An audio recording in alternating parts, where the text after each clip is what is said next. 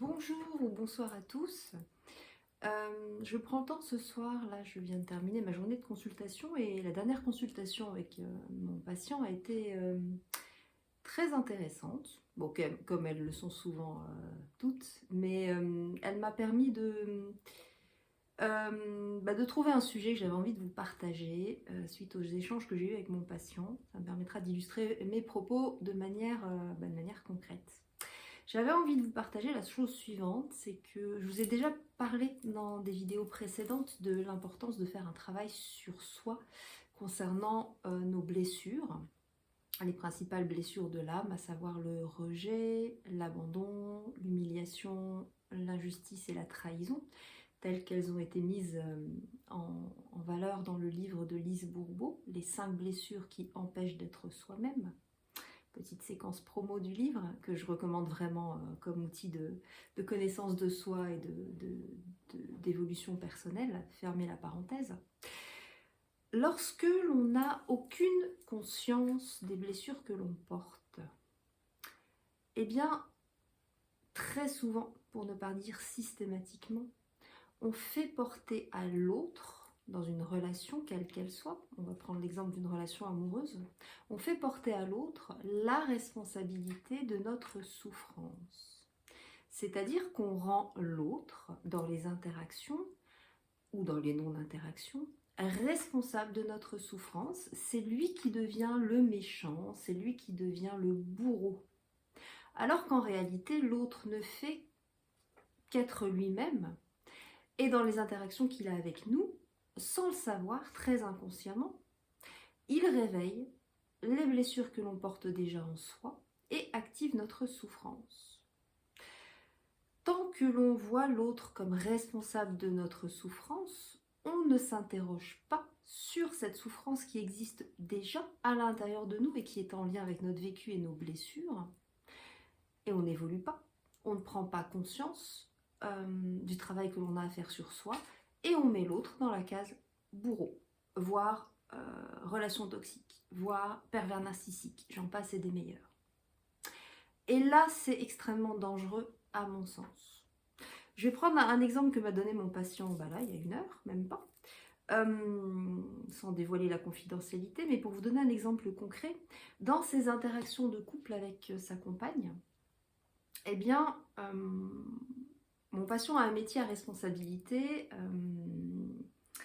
il fait un travail qui a beaucoup de sens, qui permet de guérir des gens d'un point de vue physique, dans le milieu médical, bref, sans dévoiler les détails. Et il ramène beaucoup d'argent et il a toujours des anecdotes extrêmement importantes et croustillantes à raconter parce qu'effectivement, il fait des choses significatives dans la journée. A contrario, sa compagne, lorsqu'ils échangent sur leur journée le soir, a beaucoup moins de choses intéressantes à raconter. Elle gagne beaucoup moins bien sa vie que lui.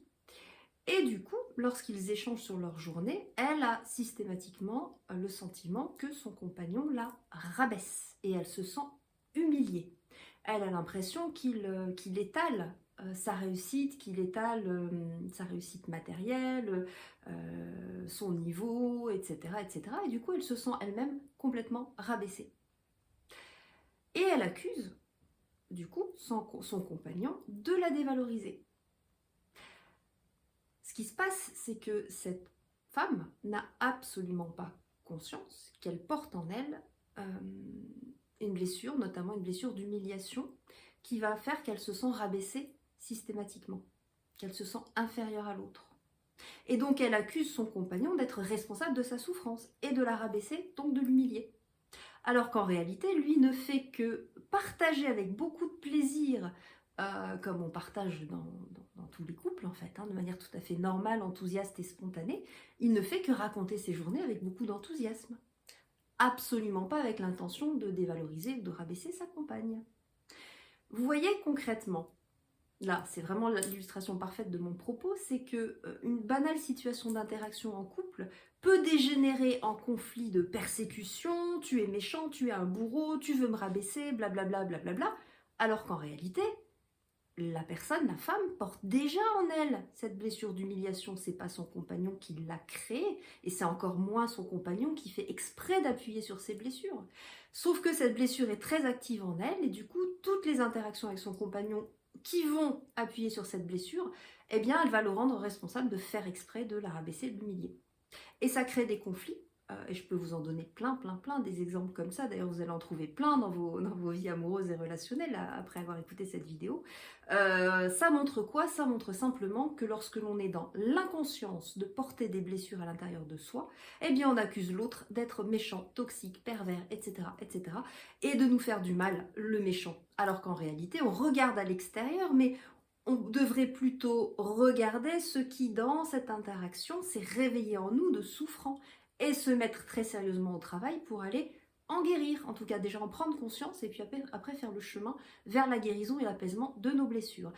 Et croyez-moi, les relations interpersonnelles seraient vraiment beaucoup plus pacifiées si chacun prenait en charge la responsabilité de ses propres blessures, de ses propres souffrances, plutôt que d'en rendre l'autre responsable. Chacun ferait vraiment un pas simplement en retournant son regard vers soi-même plutôt que de le tourner systématiquement vers l'autre et vers l'extérieur.